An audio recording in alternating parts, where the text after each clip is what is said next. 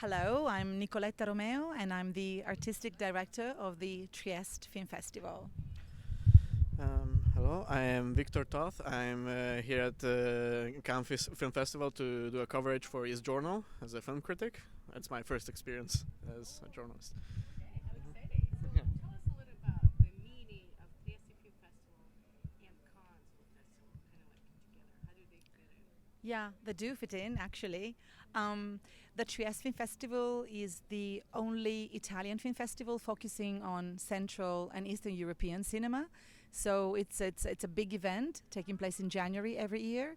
We're organizing the 34th edition for next January, and the Cannes Film Festival is always a good departure, let's say, to discover new films, to get in touch with the film industry, especially from, the countries of our focus. So we see lots of films in the selection, but also the film market. We have lots of meetings. It's a place. It's a place which is very important, for the months of the preparations for our festival, and we are here basically to discover. Okay, awesome. What about you, Victor? I have similar target. Since my journal is interested in East European culture, we are focusing also on East European films here. So what I'm looking forward here is to be able to see the new releases, the newest and most exciting films from East Europe. For example, yesterday I was able to go to one of the early screenings of Munju's next film, which was very much awaited because Munju hasn't been making films in 6 years now, and of course this is my first time as a press member, so I'm trying to understand how the whole system works, and this is maybe the best way to have a sort of baptism of fire, I guess. Absolutely. So, how do you think? Why is this important? Why is it important to be here for Trieste Film Festival? As I said, it's important, for the networking activities, because I can get in touch with all the players which are so important for my festival. So I'm talking about producers, filmmakers, sales agents mostly, and the representatives of the most important public institutions like national film centers. So it's important also to get in touch with them. And, after 2 years of pandemics, we are so fed up on establishing all the professional and human relationships through Zoom. So it's important to meet in person, in front of a coffee, and talk. It's never just about cinema. It's about, a vision, about cinema, about life. It's always about human relationships, really. And you never know. You come here, you meet people that maybe share the same ideas, the same vision on cinema, on festivals. New ideas can come up, new projects, new common partnerships.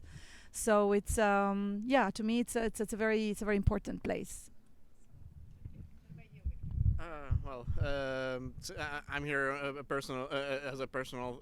My trip here is more personal. Of course, I'm not representing the Trieste Film Festival or anything. I didn't mention earlier that I too, of course, come from Friuli, and I have been. Well, actually, I have lived almost all my life in Cividale. Now I live in Artegna.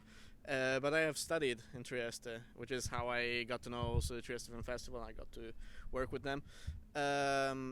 I believe that so obviously Trieste Film Festival is one of the most interesting festivals for me personally, as I was interested in East European film before the festival, and the Trieste Film Festival focuses on that. And also, before I was member of the press, that was my only way to get to see films that were premiering at Cannes and that weren't yet releasing in Italy. Trieste Film Festival has this awesome selection of films from the major film festivals that are not open to the wide public and allows them to see it. And next to that, they for something that is more interesting for those who are interested in East European cinema. they were able to premiere the earlier films of Romanian filmmakers that are now among the greatest ones. Cristi Puiu is a regular to them, and that was they somehow discovered them before the white public discovered them, before they were discovered by everyone internationally. Yeah. And if I can add something, I think that since most of these films don't get to the wide audience, as Victor rightly said, they very seldom get distributed. So they're not released theatrically in Italy. These films are shown in Trieste, so it's a great opportunity to see them, especially if you don't belong to the industry world, if you're not a member of the audiovisual world, but if you're just a simple spectator. And into that, I think that the festival plays a very important role.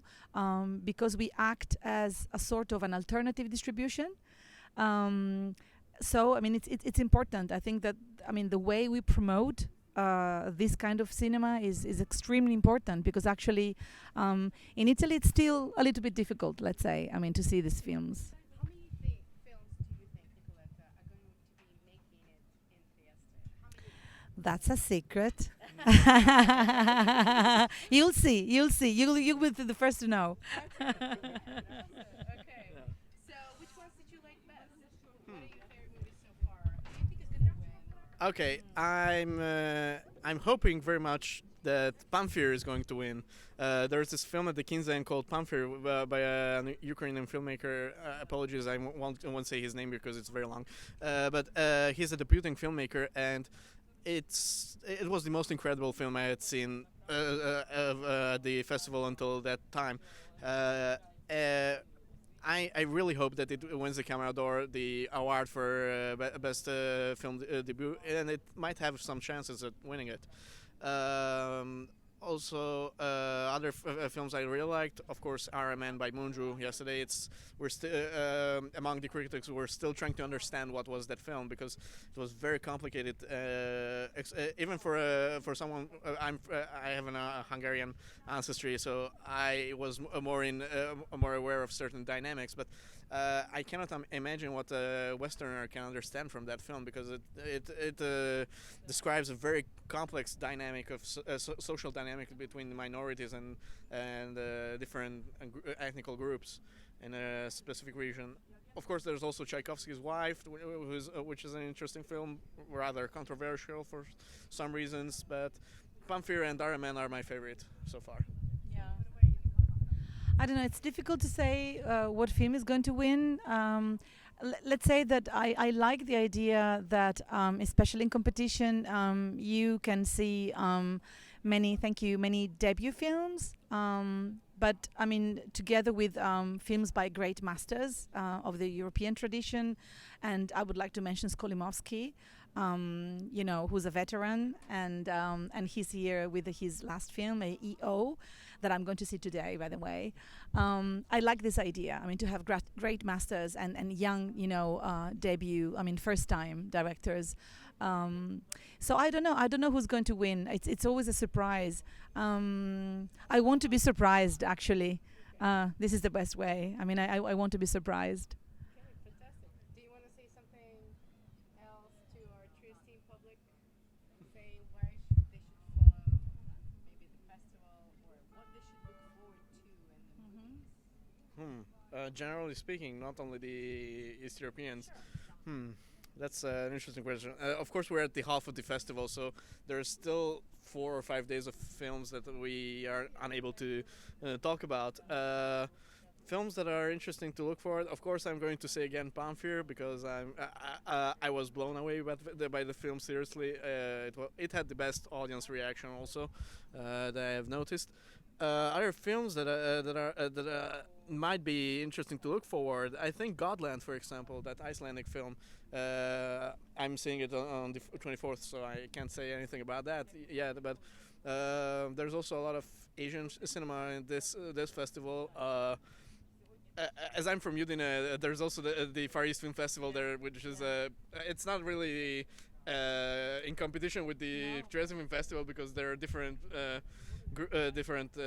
targets, but And having seen. geopolitical areas. Yeah, so it's geopolitical areas, but yeah, we there's a lot of Asian cinema at this film festival. There's Park Chan-wook, the director of Old Boy, with his latest film. There's Hirokazu Koreeda, which is a Korean film, which is an interesting connection. And well, I have seen Hunt by Lee Jung-jae, which is yet another spy movie set in the 80s in South Korea, which is a genre on its own, actually. So these might be some other films that are interesting. Yeah. Well, and there's also Cronenberg, of course. That we very much look forward to seeing. I mean, on Monday night. My wish is for all the spectators. I mean, not the people belonging to the industry. I mean, to the spectators, normal spectators. It's to be open, very open, without bias, without prejudices, and they should be open to see different films, even from distant places, with hybrid narrative structures, with hybrid languages. So it's very important to really to be open to see different voices, which are sometimes less represented by the market.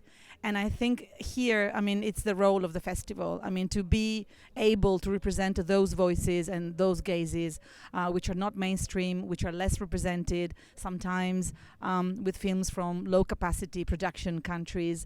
So to represent really all the minorities and all those people, whose efforts is huge to make a film.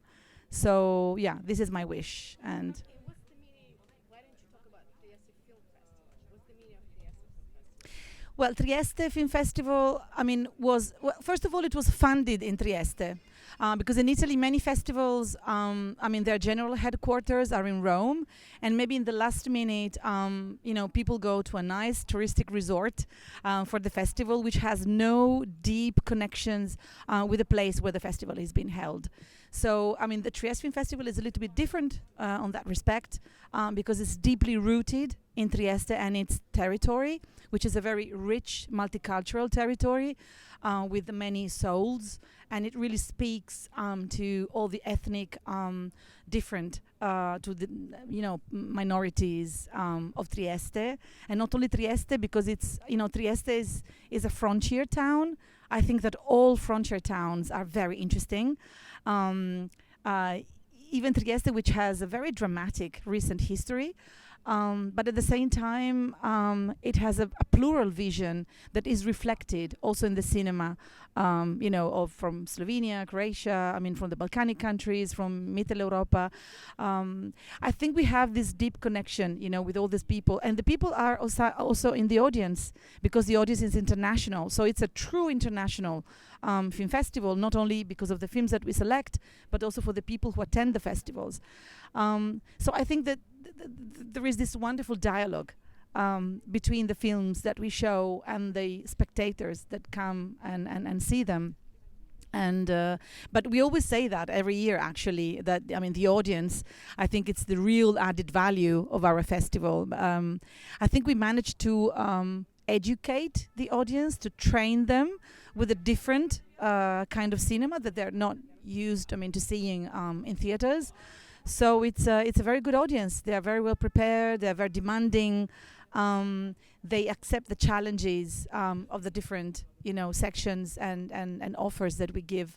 So yeah, it's I think that it's an unmissable event. If you want to have a wide experience on Central Eastern European cinema in Italy, Trieste is the place to be.